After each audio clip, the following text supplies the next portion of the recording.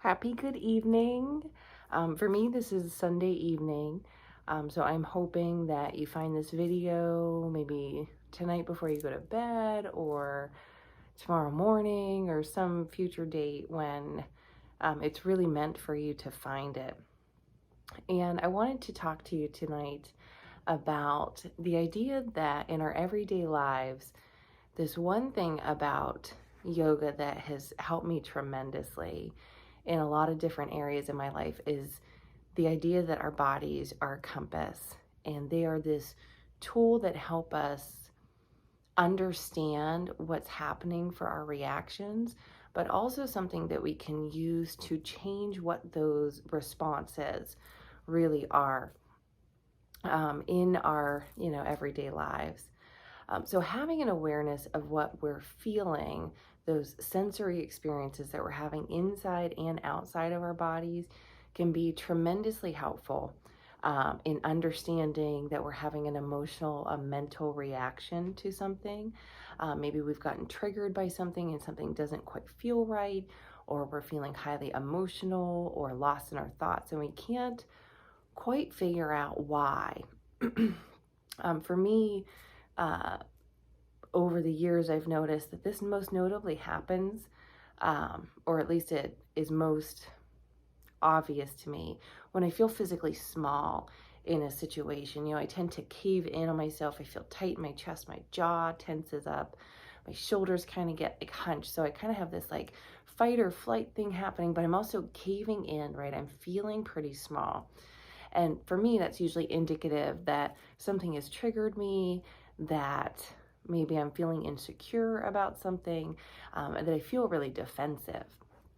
But I didn't quite recognize for a very long time that that's what was happening in these situations. I just kind of always thought I was like that person that, like, in the moment, like all this blood, drained away from my brain, and I couldn't think of things to say or how to act, only to later calm down and think through things and have a better response to it then.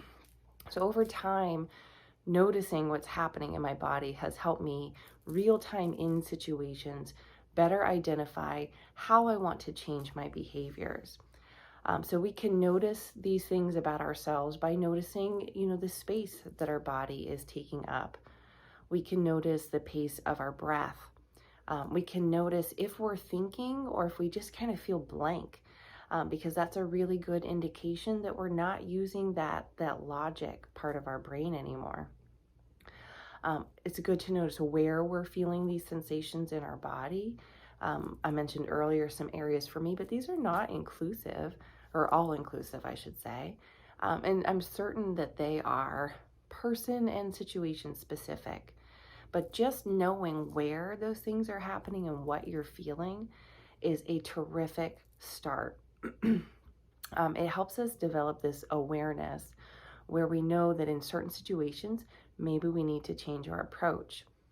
It could also help us in the perspective that how we treat our bodies and what we do with our bodies throughout the day can also then conversely affect what our mood is, what our emotional and mental states are. So if we're spending all day like hunched up at a desk, so maybe we're not like feeling tense or anything, but we're like really focused on our work and we're like, oh, I gotta get this done. Or like for me, I drive a lot. So, I'm in a driver's position all day for a large part of it. So at the end of the day, without adding in counter movement and recognizing how my body is feeling, that can make me feel more mentally exhausted, more emotionally drained, just because of how I've treated my body. So these two things, for me, they work in tandem. But there are these great things that we can do that are so small and they really don't take up time. So it's a great way to integrate some yogic practice into your everyday life without having to block out those big chunks of time that I mentioned earlier. One of the things that we could do, if you are a TED Talk fan or Grey's Anatomy fan, perhaps you have heard of power postures or power poses. So these are about like taking up space and really physically embodying what we want to exude to the world and what we want to exude to ourselves. what we want to react or respond like. So there's definitely, you know, like the Superman pose, which I won't get up and do because I think that's pretty explanatory, but anything where you're just really taking up big space, right? Where you're very open and you're very confident and owning what's yours and also setting proper boundaries at the same way. It's one way we can go into situations once we identify that maybe something triggers us or we're nervous about something, or whatever it is. So preemptively and proactively, before we enter into those situations, if we know beforehand, we can do those sorts of things.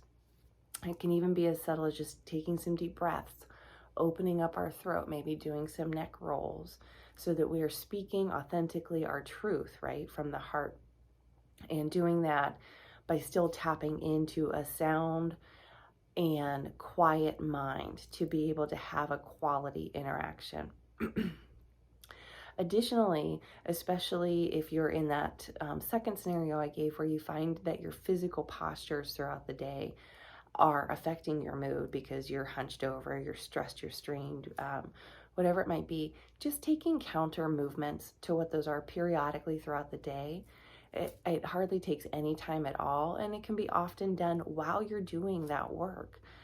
Some great small things that we can do, particularly if we're like at our phones or at the computer, are just some twists from side to side, right? With like a long, tall spine, just a few easy, non-effort breaths, and then just some twists from side to side. So maybe we just twist and hold one way and the other. It can also be just like some arm movement up and down.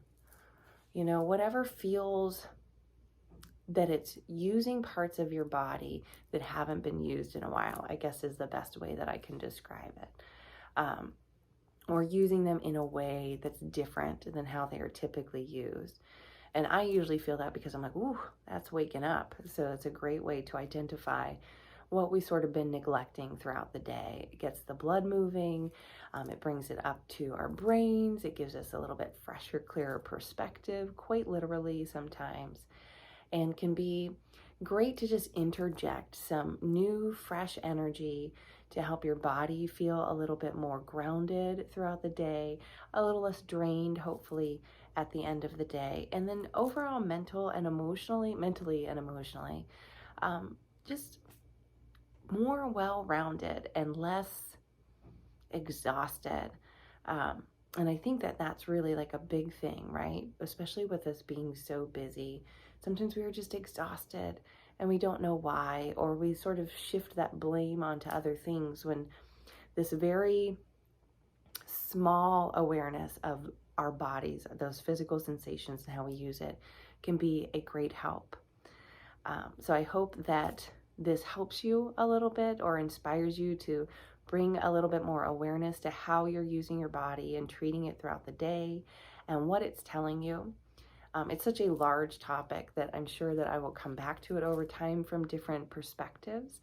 But if you have any comments or questions, please put them below or on social media. Also, please like and subscribe and share with people you know if you think that they would benefit. I would greatly appreciate the support to know that, you know, we're feeling some good energy out in the world. And I hope you have a great rest of your weekend and a wonderful start to your week. Bye-bye.